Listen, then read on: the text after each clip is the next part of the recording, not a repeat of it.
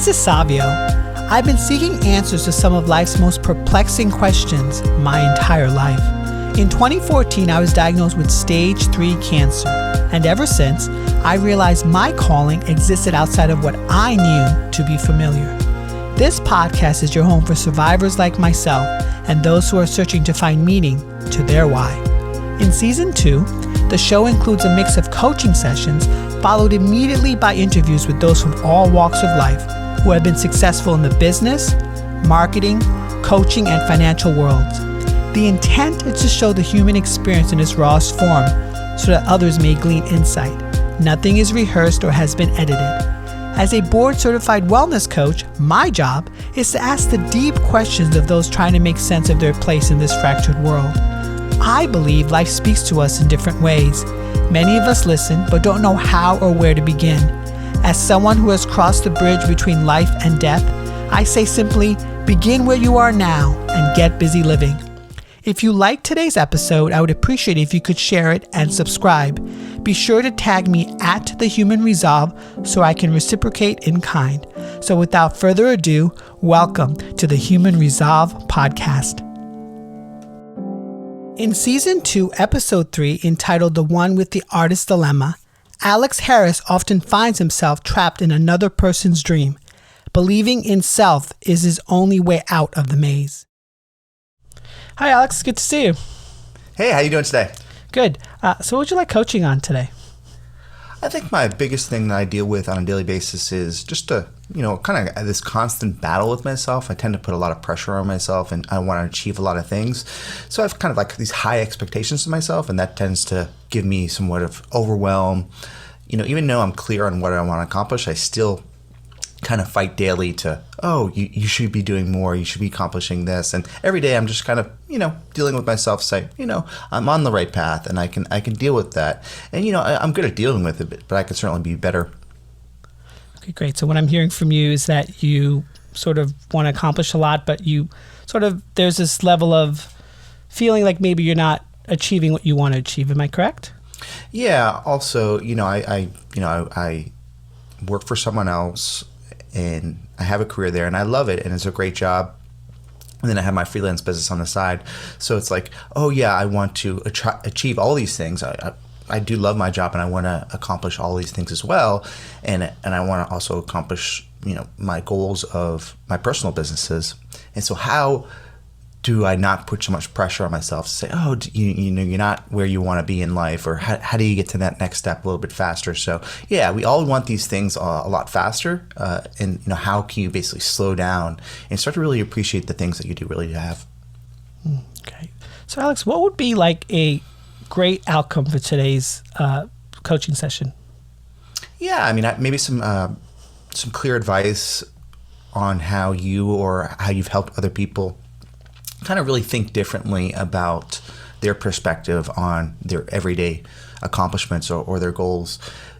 How do high performance people achieve what they want but still, live a somewhat balanced life? So, any aspects that you have on that, I would love some insight. Great. So when you think of sort of achieving your heart's desire, what does that look like? My heart's desire is probably different from what I'm actually doing today. So when I originally started on my career path, I wanted to be a professional artist, like a drawer, painter, illustrator. And what I found, and then that's my passion, I've always been a creative. And of course, it's difficult to make money in those fields. So throughout my entire career, I've been kind of searching for kind of replacing that. And I have, and I'm not complaining about where I've been. I've essentially became a web designer. I learned Photoshop and Illustrator, and I'm accomplishing the same things by designing things and putting it out there. But I'm still doing it for other people. Like I'm building websites for other people, and I'm improving the performance of marketing goals for companies and enterprises out there. But that leaves me a very limited amount of time for, drawing and painting and doing things that I'd really like to take time for. So in my back of my mind, I'm like, how fast could I possibly retire so I can create all of this time and this space to have a more of a creative outlet. And I know that's not the right aspect, but that's what I deal with on a daily basis. How can I get to my achievements a lot faster so I have more time for other things? So currently, what does your schedule look like day to day? For the most part, I work Eastern Time 10 to 7 on my professional services. And, before 10 a.m., I'm basically accomplishing all my personal development aspects. So, I meditate, I exercise, I do Audible or read. Do a lot of self-awareness focus. I accomplish all that before 10 a.m. And that really helps me kind of win my day. And then after work or any additional time, I mostly work on my personal projects like my podcast and my blog and things like that. So I have a pretty concrete schedule and I accomplish a lot. It's just, I am somewhat of a, claimed overachiever, and I do want to accomplish more and make sure that those results are actually going to be beneficial in the long run. So if I don't know, say for instance, had a magic wand and I could manifest your ideal day-to-day schedule, what would that look like? My daily schedule probably wouldn't change, but what I'm working on would. So instead of having working for someone else, again, if my job's listening, I do love my job. But if I could replace that on a daily basis by drawing and painting and doing things that I think could really interest me to spend time and invest time on, I would love to do that. So in a perfect world, I would accomplish my personal development things by 10 a.m. and then I would basically begin on my art, drawing and painting throughout the day, accomplishing a little bit over time, and eventually showing those pieces in a gallery or in a book or virtually, and then being able to turn my passion of design and painting actually into profit. Taking them, putting them on t-shirts, selling them on e-commerce, all things that I know how to do. It's just haven't really made the connection to actually, replace my salary with those type of products. So would you say that the stuff that you do on the side is done part-time? Yes. Mm-hmm. It's done. And you would like to create that into a full-time gig? Sure. Possible? Absolutely. Mm-hmm. Yeah. So when I say to you making that full-time, does that resonate anywhere in your body? It certainly gives me anxiety. It thinks, how am I going to be able to pay my mortgage? Or, ensure that, my wife and my family and things that I want to do are still able to be paid for. So there's a lot of uncertainty of these limiting beliefs that I have. I'm not going to be able to replace my salary with X. So yeah, that I think it's that uncertainty of, where that additional money is going to come from in order to, that gives me that anxiety. So that uncertainty and the anxiety, can you pinpoint anywhere in your body that feels resonant to you? Oh, it's definitely my back, my shoulders. It's creeping up into my neck now. Absolutely. Your back, shoulders, and creeping up into your neck right now. Would you like to try a little experiment with me? Absolutely. Yeah. Just want you to get comfortable in your seat. If you feel inclined, you can close your eyes or soften your gaze. Just want you to take 3 deep breaths in and 3 deep breaths out. Just want you to focus on that back and shoulders. If that area of your body had a voice, what do you think it would say? Release me. Release you. From what? Being trapped in another person's dream. Being trapped in another person's dream. Yeah, it says you have everything inside you to accomplish what you want, and you just need to believe in yourself in order to make those things concrete to establish what you really want out of life. Do you feel that it's a plausible statement? Absolutely. If you had a conversation with what would you say to it? I would say that I understand that I have what I need inside me, but there's these barriers that are stopping me from believing that I'm able to, make a sufficient income as an artist, or that my creative aspects will be resonating with people who would like them. And I know that I'm able to do this, and this is nothing new, and we've been here before, and we're going to make it through it. We've been here before. How have you experienced this before? Well, as we go through our careers and our life, and we make decisions about problem solving or getting to space, I've been pretty resourceful in kind of figuring those things out. So I'm not necessarily concerned about how. So when I needed to pivot in my career or in my relationships or in my family, I've always been unsure of where I needed to go, but I've always been able to come up with a problem to solve the situation at the time and move through it. So how do you think action steps could be created now to get you closer to the goals? Specific action steps would be for me to dedicate time every day to what I want to do now. So eventually, when the time comes for me to make it full time, I've already put the time in to build a concrete foundation for where I need to be. And what does that specifically look like on paper? Drawing and painting every day, actually doing the work. You want to be an artist, you have to actually draw and paint. If you want to be a writer, you actually have to write. So doing the work is the main thing that I actually need to do. And how would you resolve any limitations or fears? I would resolve the limitations and fears by getting out of my comfort zone. So, as artists, we tend to put a lot of pressure on ourselves. Oh, I need to create the perfect art, or create the perfect sketch. So first of all, focusing on living without expectations. This is for me to win my day, to be successful every day, and to ensure that I'm producing the right way. It doesn't need to be critiqued by anyone else. It's for myself. So for me, it would be putting in the work every day to draw and paint, try new things. Don't be so focused on other outside expectations or criticism of others. And if I wanted to share it with the world, I certainly could. Are there any resources in your life that can help you? Well, I probably have not reached out to them. I certainly could. So resources in my life that could help me would be to surround myself with other people who are doing the same things, get myself involved with other people who are doing drawing and painting, and getting into the role and fun of realizing how much potential that there really is. So I think that's the number one thing is changing my environment. Change your environment. And then how would that show up on a day-to-day basis for you?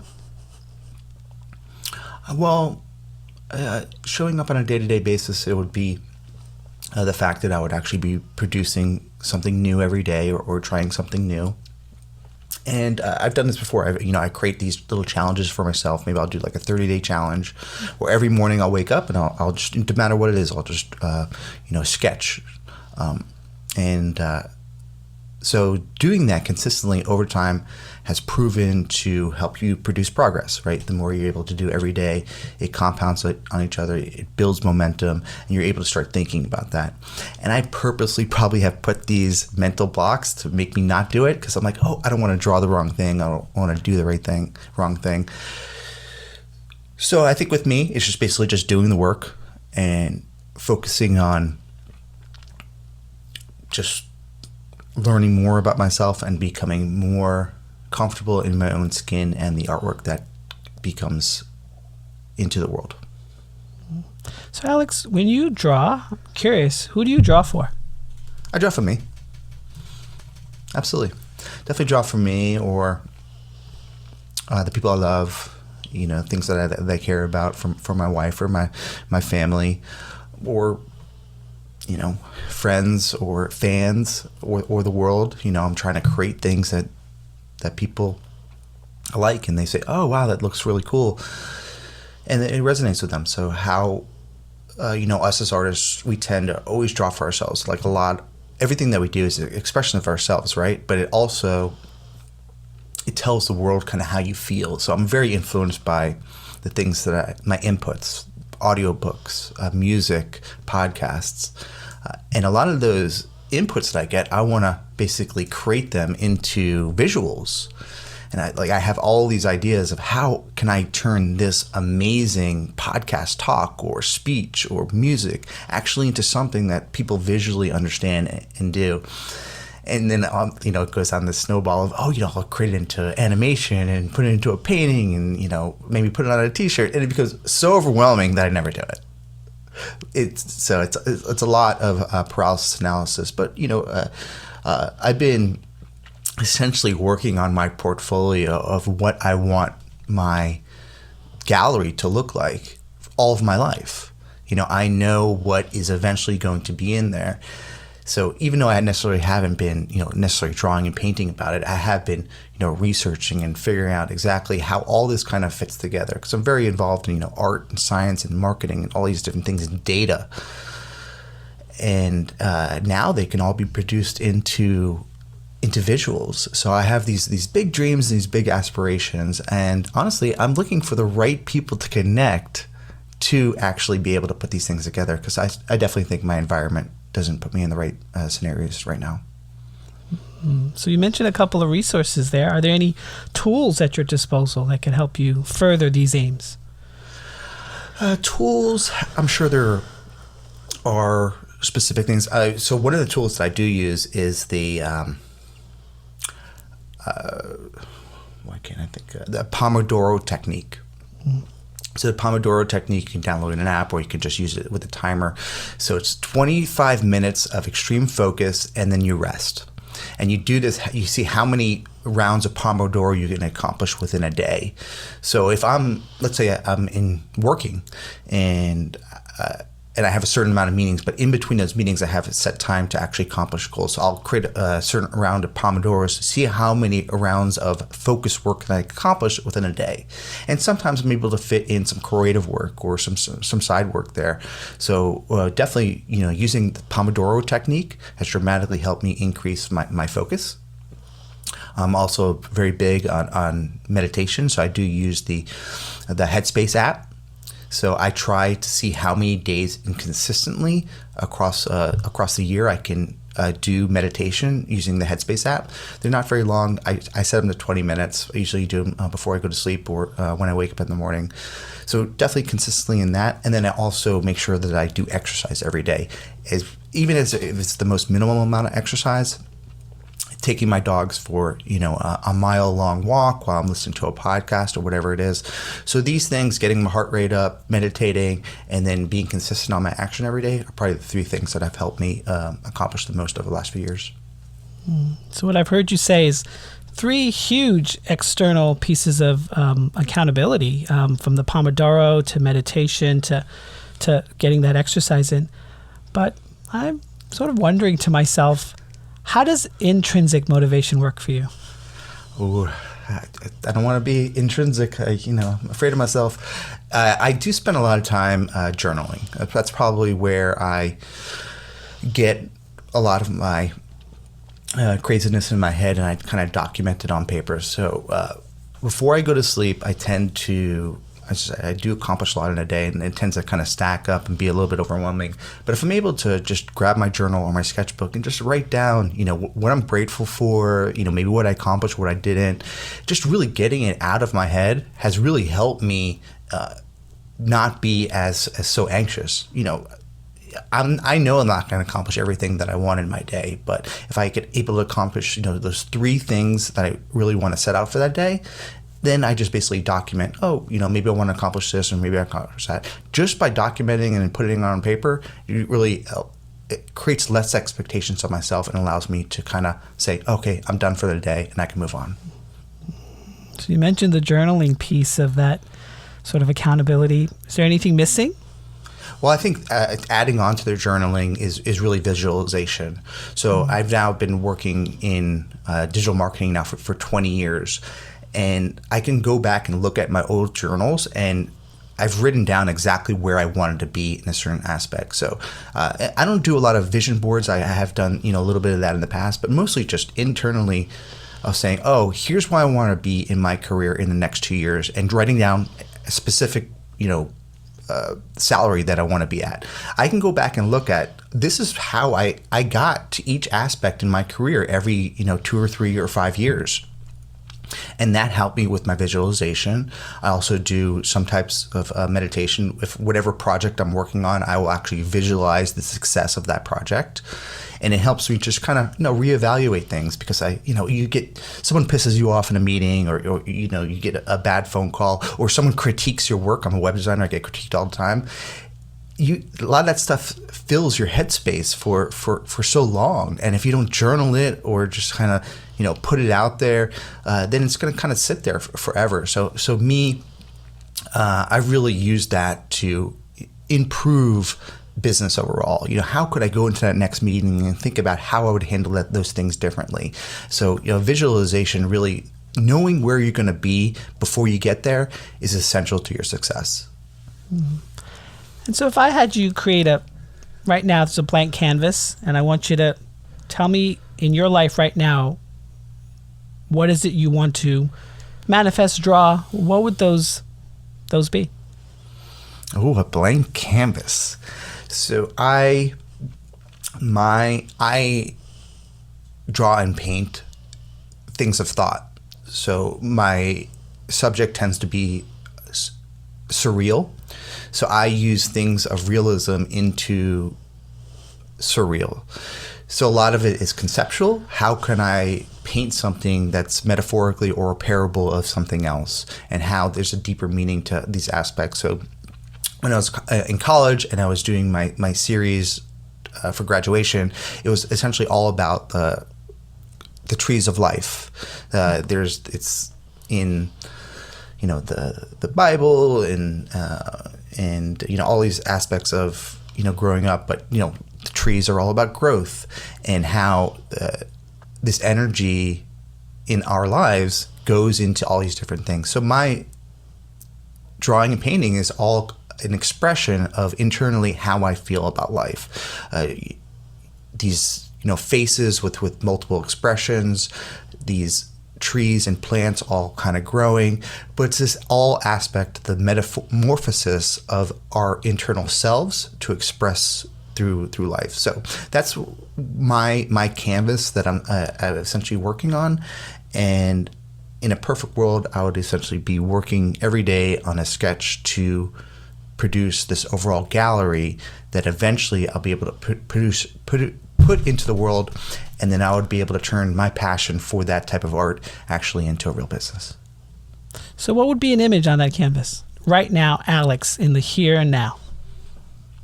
Image on the canvas would be essentially, it's almost like a self-portrait, but not an actual picture of me, but with multiple aspects of a face. I've actually sketched this particular piece multiple times. So imagine looking at a picture of a face, if you've ever seen like a Salvador Dali picture.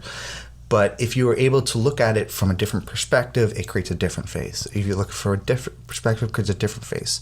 So that could be, different faces of emotion, different faces of aspects of where you are in your career, or different faces of your growth. So think of looking at a picture of a face, but that face actually morphs into a tree, and that tree actually grows into birds, and those birds fly out into whatever rainbows in the sky. So it's all of this continuously building progress of the energy internally, focusing on showing it out externally overall. Mm-hmm. So Alex, we sort of started off this conversation with you mentioning how you want to have these goals and aspirations, and you have a job where you have to kind of balance the two. And then we spoke a lot about sort of how that affects your body and the neck and the shoulders. So I'm curious, how does this all land for you? Well, I think it kind of just makes me realize, just saying it out loud, and things that I've been thinking about over the last few years. And even with the whole pandemic, us having more time on our hands overall, is what I'm doing, right for where I want to be in the next 5 years? So where it really lands is, how can I really think about intentionally the next 2 to 3 years? What am I going to do that's going to put me in a position that I'm able to actually do this and move forward? I know that I'm not going to make enough money to retire and be comfortable, even by 60 probably. But what can I do to ensure that, when I'm 75, 85, or whenever I am, potentially on my deathbed, that I don't have those regrets that I didn't take action today. So that's really where I sit today. And what's like an overarching regret you think that you hope to avoid?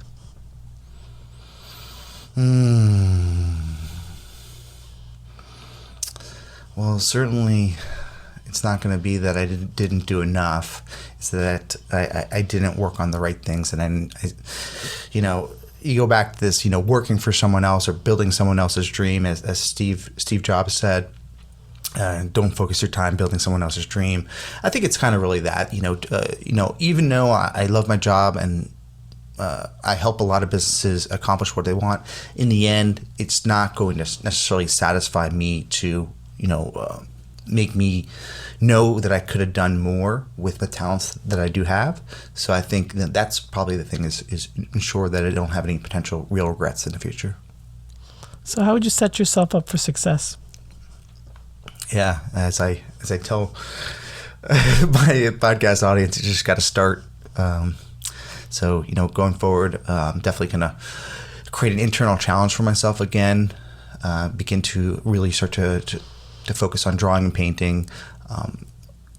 Create an environment where I am engaging with potentially other artists or collaborating with other people, because getting that energy around you will certainly make a huge difference for me. And I think intentionally going forward is just, living this life of less expectations. So I don't need to rush out and make a art piece to sell to pay for my mortgage. It's really not about that. It's how can I incorporate this into my everyday life so I don't have to have additional stress or additional things that I need to do. It's really what I want to do. How can I actually own my day instead of letting everything else dictate my day? How I can own my day instead of letting everything dictate my day. And if you were true and strident with those action steps, how does that feel in your body with that neck and shoulder situation? There's no more stress there. It's all empowering now. It makes you feel that, quickly realizing it's not that difficult. All you have to do is just incorporate this into what you really want. And it's pretty simple. The things that are the most important to you are the things you're going to say yes to. So you need to start figuring out what you want to say yes to and what you want to say no to. And if this is really important enough for me, then I'll continue to say yes to this every day. So Alex, we're pretty much almost at time, but I want to know, what are your yeses and what are your nos? Well, I think it's, in my business, I'm all about marketing and results. So it's pretty quick for us to determine what is going to bring us closer to our ultimate goal. So I need to really start to probably reevaluate on a daily basis if this is ultimately what I really want to do and what I can say yes to and what I can say no to. So I would say saying no to would be probably helping projects that don't really make sense to me. While I tend to be pretty busy, I tend to help a lot of people just because I want to help them, and I can certainly take a little bit of a step back, still help them, but not do as much. So really just finding the opportunities and finding the time where I can spend more time on the things that are most important to me overall. Mm-hmm. So I always like to sort of leave a coaching session with sort of individuals figuring out a theme or a hashtag or a quote. What would that be for you? No excuses, probably. I'm not someone who's big on the playing a victim or having excuses or saying there's not enough time. So I would say hashtag no excuses for sure. Hashtag no excuses. Beautiful. So Alex, we're going to sort of transition into the interview portion of this. So tell my listeners more about you. Yeah, Alex Harris. I been doing website conversion optimization and web design since the year 2000. I started off at a startup. I was there for 11 years, focusing on a diet and fitness subscription site. And during that time, I learned the difference between direct response marketing and branding or design. So I started as a web designer, wanted to be a creative director, and I quickly realized for you to make money on the web, you have to focus on essentially results, trial and error, making things work or don't. So I became very focused on landing pages and funnels. And I started to also focus on SEO. And for about 6 years, I was number one for the keyword landing page designer. So I got a lot of work. But during that time, we went through the dot-com boom, Y2K, the recession. We went public. And after we went public, they actually fired our CEO. And every year after that, they were changing CEOs afterwards. And they made my job very, very difficult. And I thought I was essentially going to be fired every single day. That forced me really to build my business up, to have my side hustle, making me realize in order to be successful in business and life, you have to have multiple income streams, first of all. So I built my business up on the side, and eventually when we did go out of business, I was unemployed for 30 minutes, the distance of my drive home, because I already had built up a great freelance business on the side, and I was able to basically move it out into my own. So really focusing on helping websites make more money from improving their conversion rates, getting more email opt-ins and leads. So I quickly turned that into my own freelance company. I did that for about 5 years, and then I started a new podcast. I worked on my personal branding, my LinkedIn, and I ended up getting a great job. They found me on LinkedIn, and they persuaded me to come and work for them to focus on e-commerce optimization at a very big agency. And I've been there for about 5 years. I didn't really have any intentions to go back to corporate or work for an agency. It really just kind of made sense for me. And, these things happen to us in our lives at certain times. And in the end, it really has all worked out. Now, I've been on the web now for 20 years. So I mostly work with entrepreneurs, or at the other end, enterprise businesses, who really help them actually improve their conversion rates, generate more leads, and maximize their ROI from their marketing campaigns. Wow. You seem very resilient in your career. How do you toggle that with your personal life? That's a great question. It's always been hard to be a balance. My wife will certainly tell you that I've always worked too much. Absolutely, but I too try to make my personal life. I try to really separate my personal life overall, even though I've been working at home for 10 years. But I certainly could always be better at it. Having that balance is somewhat difficult. What if I was able to take all that energy and everything else and focus it on my relationships as well? It's difficult. I'm a go-getter. I'm always I think it's kind of based on like my family, my mom being essentially a single mother of 3 boys, having to work very hard and not seeing that she had all the things that she really wanted. That made me and my brothers really resilient to go out there and really go get it and not let anybody tell us what we can or cannot do. So we're surely super hardworking, and we have the ethic to go out there and not take crap from anybody, to really go out there and do it. So how are you handling all that's happening in the world right now? As I said, I've been working at home for a long time. So as far as physically, luckily, it hasn't really affected me overall. But after going through the first recession, I quickly realized that this was an opportunity for growth. We're hitting a bottom and we're going to bounce. And so everything really needs to take into account your business, your career, your finances, your budget. So whenever a market drops, invest, first of all. In this case, in this pandemic, as soon as the market basically started to crash, I took my money out of my low interest savings and I put it into the market. Bought some things. I probably should have bought Zoom, but I didn't. But anyway, it's all about just finding these opportunities to really grow. And aside from your finances, you could do the same thing with your intelligence, your learning, your skills, or your career. this is an opportunity now in 2021 really for growth. We've seen kind of where the market has gone, and for whatever your political agenda is, we're going to start to see everything start to move up. We'll go up and down continuously, but individually, this is your time to invest in yourself and really grow. So with this pandemic, I started a new podcast. I really went out and tried to reevaluate where I wanted to go. And over the next few years, I'm going to really be focused on how I can change my life and pivot to be closer to, being a full-time artist. Maybe I won't have my entire income there, but how can I continuously chip away at getting closer to what I really want? And now this time during a pandemic is actually the best time to do it. So what's been a pain point and a joy during this time for you?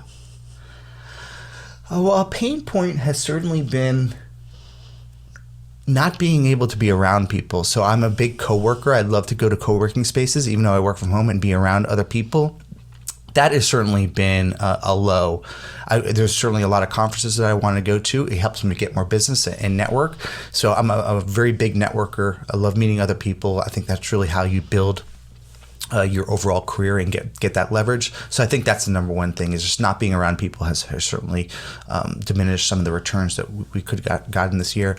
But a high point has really been, honestly, this whole, life, world, health. I think it just kind of needed a reality check.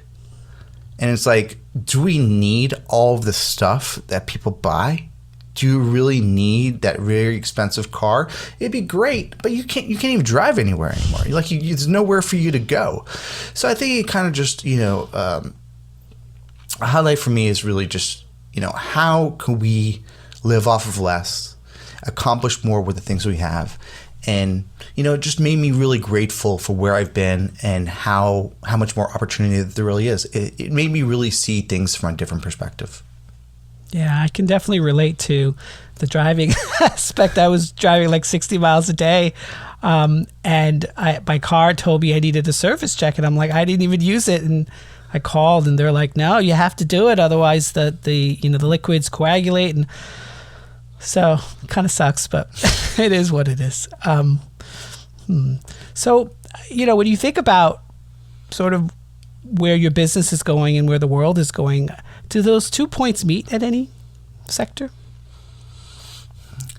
Where my business is going and where the world is going.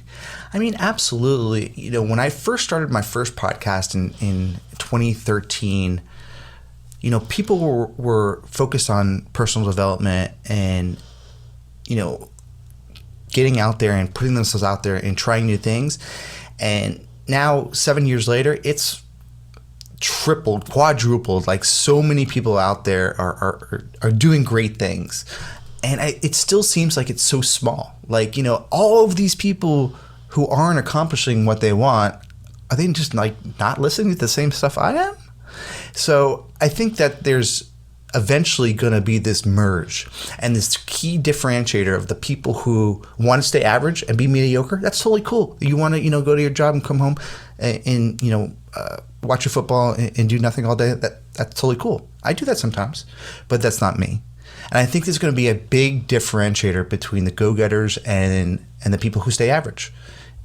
I think as things become more complex and sophisticated, you're going to see really things break out. Even now, because of the pandemic, so many people are leaving San Francisco, so many people are leaving New York, that you're going to start to see high-tech companies being moved into the suburbs. Everything is changing about the internet today. This last year in 2020, there was more people who created an e-commerce account and did a e-commerce checkout process last year than all the years of e-commerce combined. More people came online last year. So over the next few years, we're going to see a transformation of the internet. Devices are going to become less relevant. You're going to be sitting in your living room, just like you probably are today, with your smart TV. It's going to be on TV or on your computer or on your phone. It's all going to be seamless. Live streaming is going to become kind of the standard, and this aspect of this reactive marketing is all going to go away. It's all going to be focused on proactive performance marketing in real time. How quickly could things move and how quickly could things change? And we're seeing that not only from the aspect of digital marketing, but we're also seeing it in the medical field. I mean, they did a new vaccine this year in less than 6 months. Multiple companies. So how quickly are advances in technology happening, let alone just the marketing and everything else we're doing? So, we're seeing it overall. It's all coming together, and it's a really great time to be in business.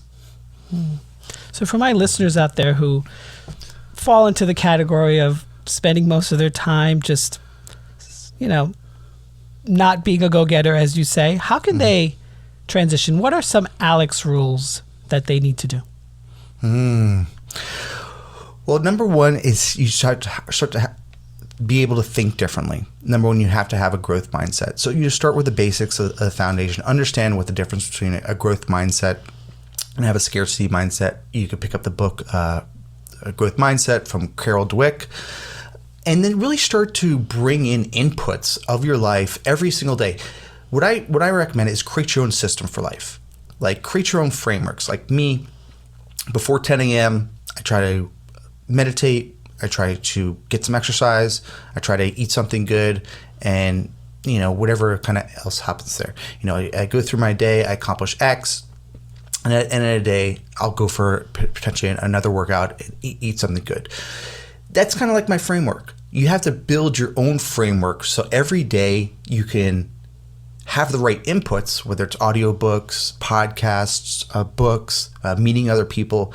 So every day you can maximize your outputs. How can you maximize the ROI of your day? So every day you're investing in yourself. How can you build more equity in yourself today going forward to yesterday? And that could be, writing or creating content, just documenting things and building these breadcrumbs throughout the web, because that's the way the web works. If you're not a go-getter, start by creating a simple blog. Or you could do it on Instagram or Facebook. It doesn't necessarily need to be on your website. But really start to document your process in life, because those things are really going to make dividends in years to come.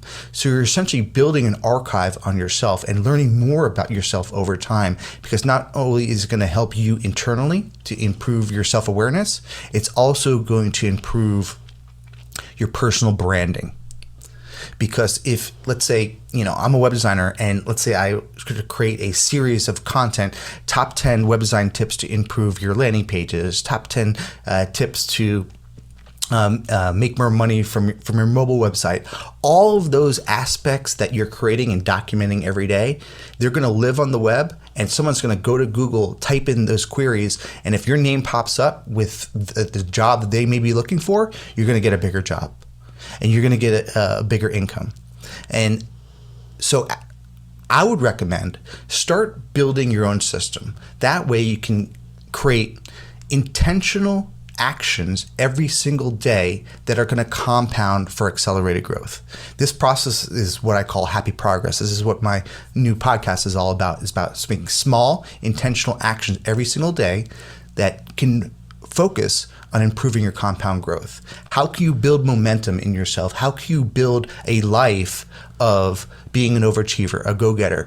And then you really start to stand out, because it becomes addictive. You start to realize, oh, this is not that difficult. I can change my life and document it along the way.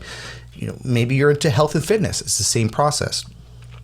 Do a little bit at a time. Start walking, and eventually you start walking and running. And essentially you start adding the gym or CrossFit or riding your bike or whatever it is. Eventually you're going to start to lose weight, and you're going to show those results. And the more you can document it and you can show others how to do it as well, it's going to help you live a more fulfilled life by serving others. That's beautiful, Alex. Really, it is. So just tell my audience more about where they can find you on the internet, and more about maybe any social media. Yeah, if you want to check out me, my podcast is called Happy Progress, and you can visit that at happyprogress.com, or you can learn about me and my web design business at alexdesigns.com. Perfect, Alex. Well, this was a great interview. I really appreciate your time. Thank you. Hi there. I really hope you enjoyed listening to today's podcast episode of The Human Resolve. If you feel that others may enjoy this episode as well, please share socially at The Human Resolve. They can also visit my website, thehumanresolve.com, where I offer one-on-one coaching sessions, daily prompts to move you in the right direction, synced directly to your smartphone, and a subscription to my weekly newsletter where I probe into the secrets from living smarter to feeding your 3 brains. If you could also help me out and give me a review and rating on this platform, because I do care what you have to say, I would really appreciate it. Now, get out there, my friends, and get busy living.